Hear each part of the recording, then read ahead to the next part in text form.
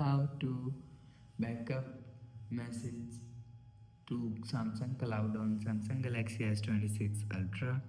Let's start the video. First of all, go to App Library.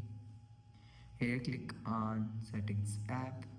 Now in Setting, scroll down and click on Accounts and Backup. After click on Accounts and Backup, click on Backup Data. After click on Backup Data, so if you want to backup message data, so you will see message app is here, so turn off all button and turn on messages app and click on backup now. After click on backup now, you will see message app will backup Samsung Cloud. After the process, go back to home screen. So that's how you can backup message to Samsung Cloud on Samsung Galaxy S26 Ultra. If you like the video, please subscribe. Thanks for watching.